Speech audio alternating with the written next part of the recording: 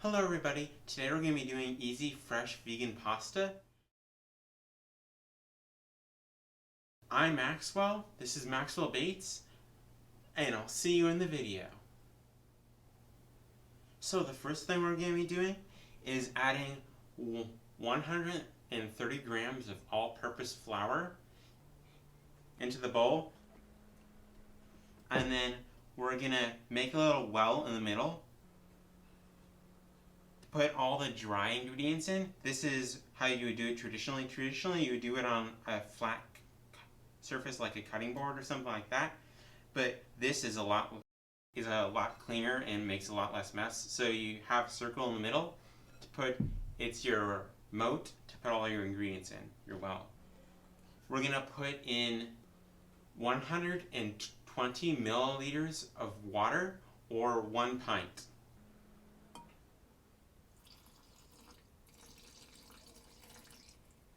And then add your oil in. This is a sesame oil, it's 2 grams. And then just take your fork and mix that in, stirring it in the middle, and then slowly incorporating the flour from the outside.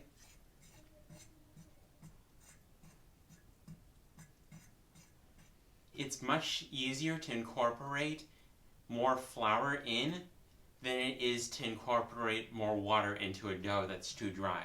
So I generally try and stay on the wet side and then add flour in afterwards if it needs it.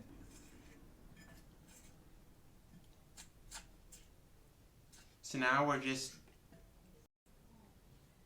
mixing the flour into the dough and with our fork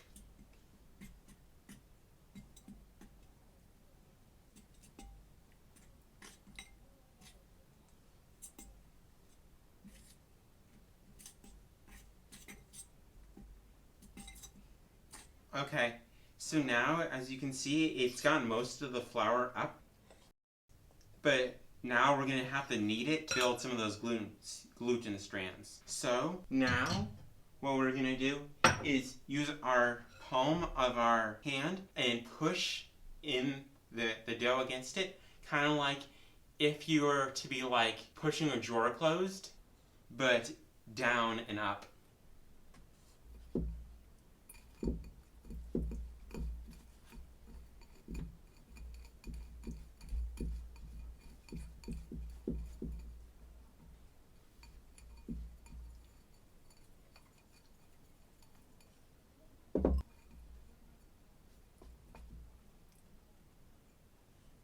So I'm going to add in a little bit more flour because our dough can still take on some flour.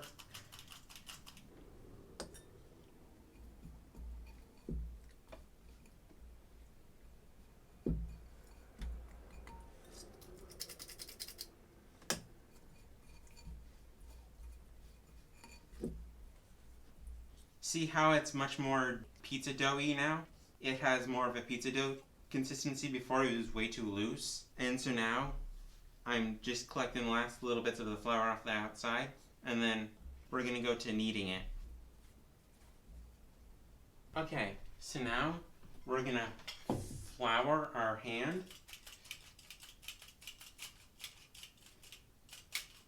Which will help help your hand not to stick. And now we're going to knead the dough.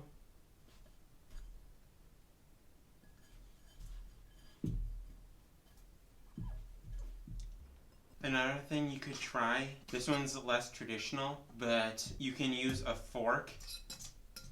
And I find that even though quite unconventional, it works pretty well, even though non-traditional. Okay, now it's still a little wet, so I'm just going to add a little bit more flour.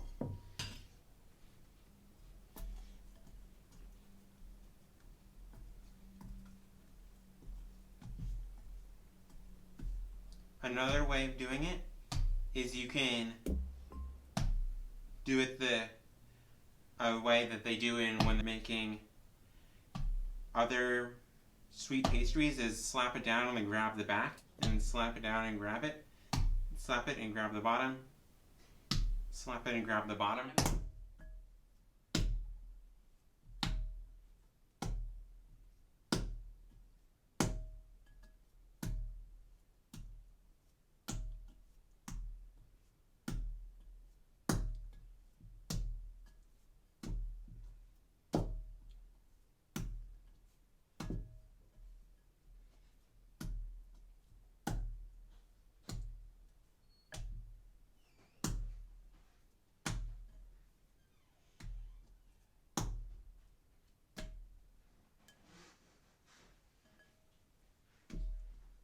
Okay, so now I'm going to perform what's called a Windowpane test.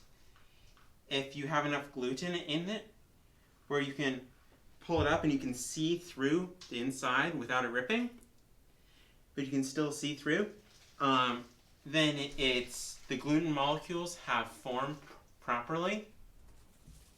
And now we're just going to put this on some cling film. One tip for a cling film is putting it out underneath the cutting board so it's already there. So when you put it on top, it doesn't move around. Now you're back. Okay, now what we're going to do is take a knife. Make sure you have a sharp knife because I never found that the serrated edges on the cling film boxes ever work. You can also use scissors, but a knife works pretty well for me. Just poke it when you first start and then it should just slide across if you have a sharp knife. And now, I just pull it over and then make sure the sides are flat and then just cover it like this and then roll it. And then fold the sides over. And then the last little bit you can take out from underneath the cutting board and it covers up the folded sides. Okay, now we're going to let this rest in the refrigerator for 30 minutes. The reason why we have it in the fridge is so then the gluten strands can relax and the flour can hydrolyze. And because also having it be cold makes it much easier to handle during this next step. And so I'll see you in 30 minutes. Okay, so we're back. We got it out of the refrigerator, and you're going to want to put a little flour on the cutting board, and then just like dust it around.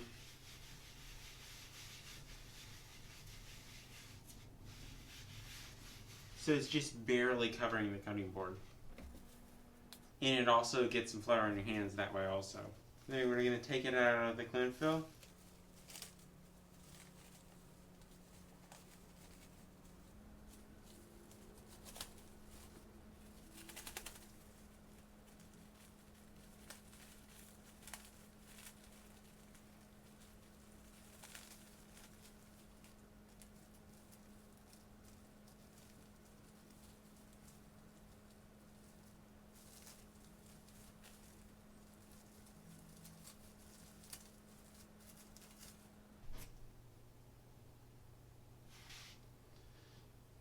And now you're going to use it sticking little to roll it back and forth.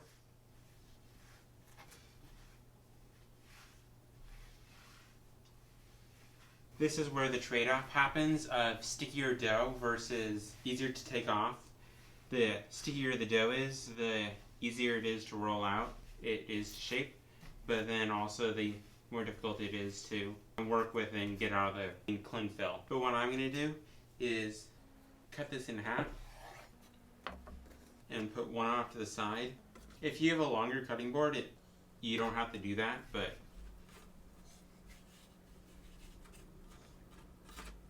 now we're just going to take the sticky side and pull it up. Now that we got that one all shaped out, we're going to flour this one thoroughly.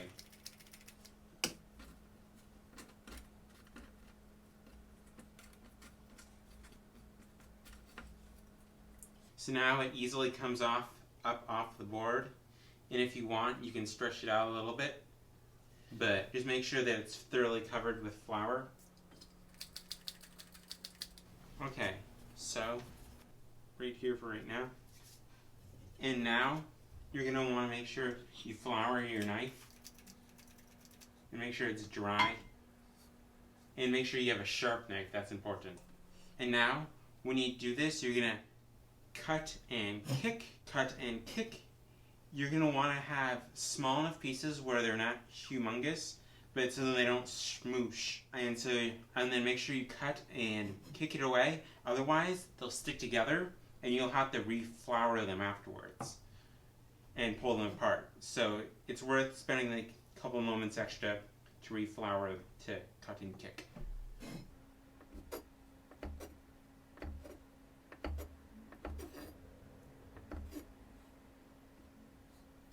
And if you start getting a little sticking on there, put a little flour on it.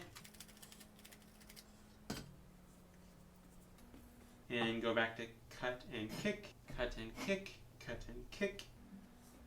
And now we're just working, we're just going to be going through this whole thing. Cut and kick, cut and kick, cut and kick.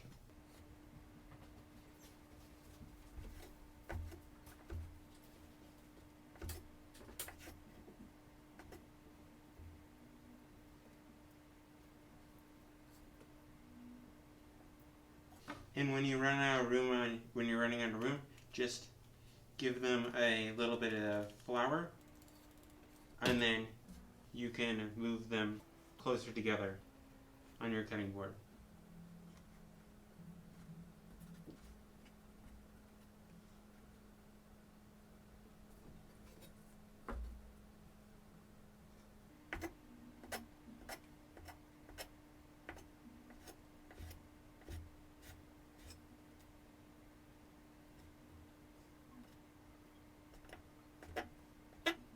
And when you get to the end, if it's not quite round, one trick you can do is just kind of form it up in your hand.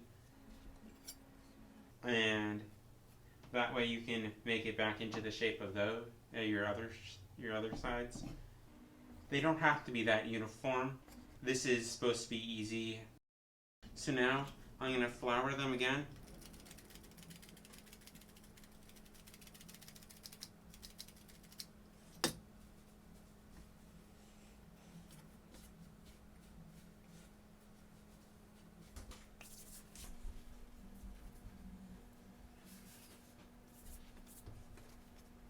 Now we're going to come back to this one.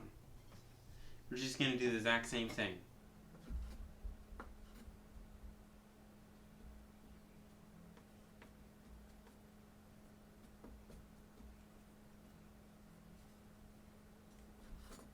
But we're going to, don't forget to flour your dough before you cut it.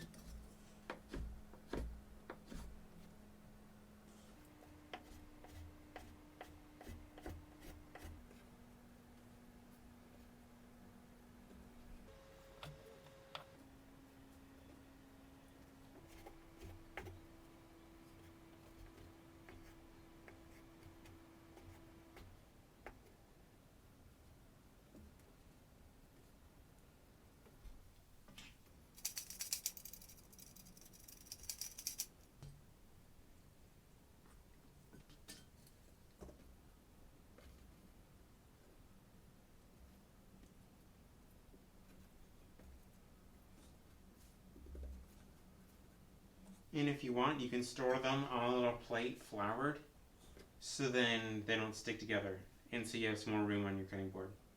Just make sure they're thoroughly floured before you do that.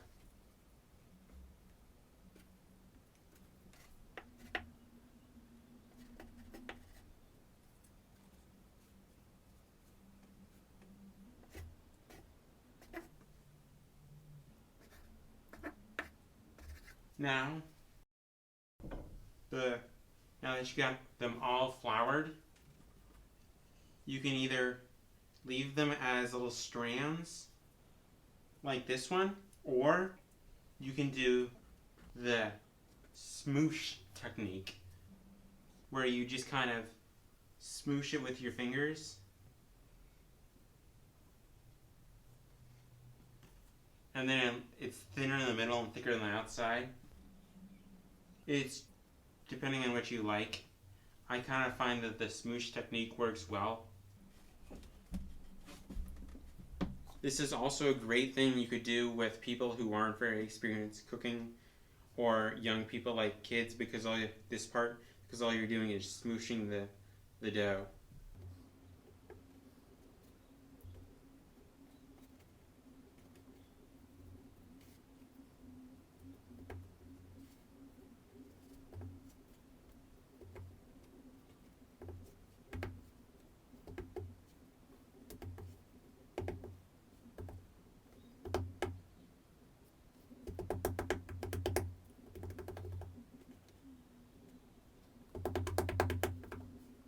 The big pieces of dough, the flatter ones, will hold more sauce. That's one of the reasons why one of the reasons why I like this smoosh technique instead of the rounds. The rounds are so much easier. You don't have to do anything after you flour them. But this is pretty easy to do also. And it holds sauce much better.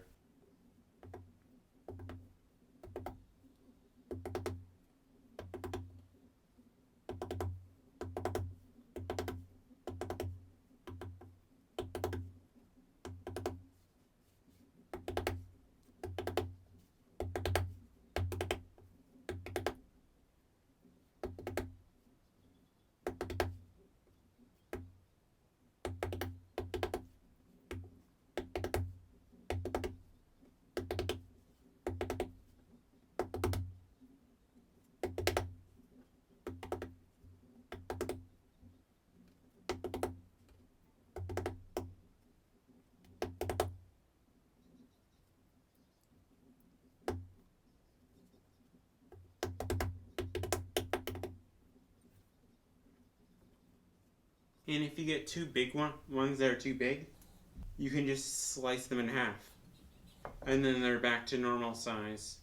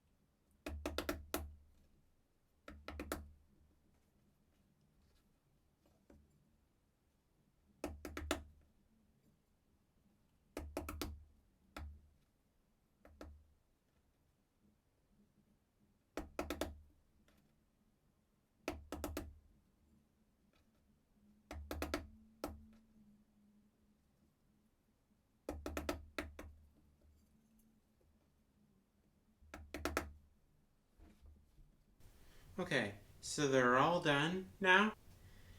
And I'll bring you over there and I'm gonna show you how to cook them. Just make sure that they're separated well. So we're gonna fill the pan up with water.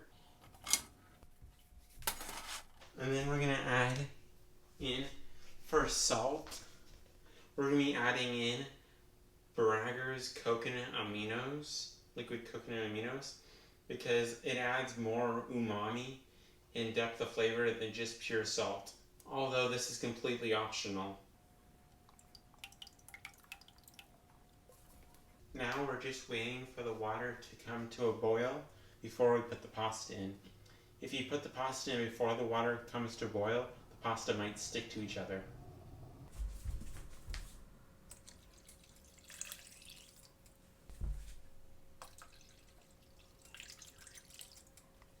So we added in 3 pints, which is 1.5 liters and 1,500 milliliters of water. But it's just enough water to cover them. You could also do it in a pot, but you don't need to.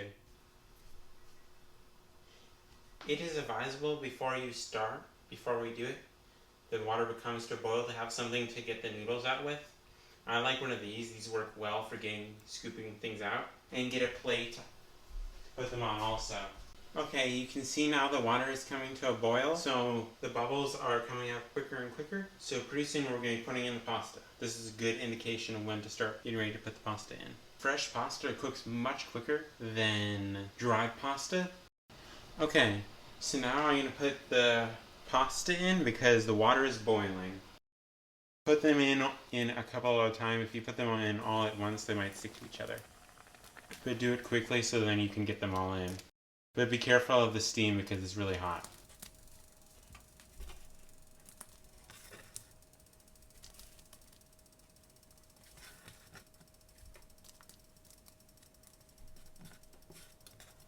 Now turn the heat down to medium and let them cook.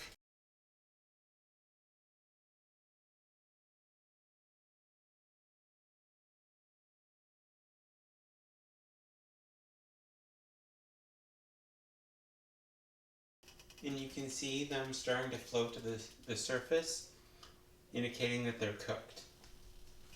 But they're not quite done yet, but they're getting there. If you push them down, see if they come back up. As you can see now, they're starting to float to the surface. So now is an ideal time to start to scoop them. Because when you push them down, they come back up to the surface. And then grab them with the strainer and let them a little water off, and then put them on your plate.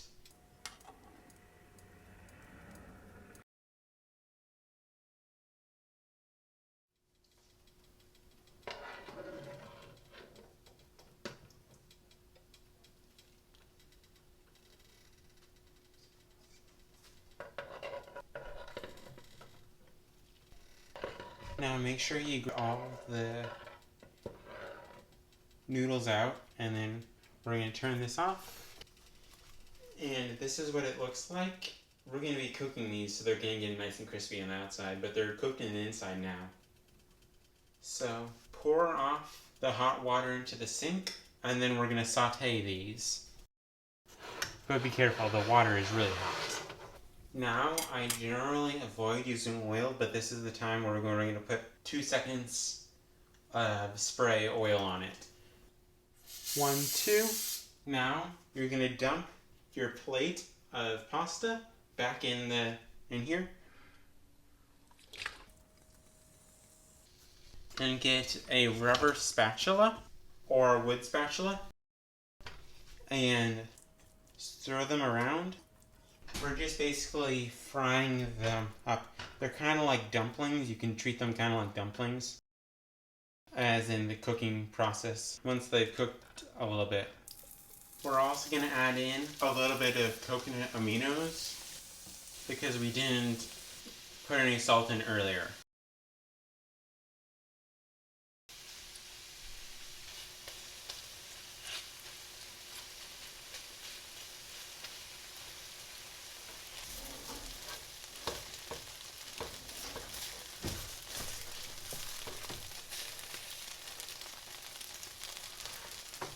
Okay, so they're all done, and I'll see you in a little bit. We're back, and taste test time. These are really good. They're not the most aesthetically pleasing thing, but I'll be coming out with a video on standard pasta, fresh pasta in the future, so stay tuned. But these are really good and amazing, especially with the coconut aminos on them. They really boost the umami flavor. So don't forget to like, share, and subscribe. Click the little bell icon so you don't miss any future videos. I'm Maxwell. This is Maxwell Bates. And I'll see you in the next video. Thank you. Have a nice day.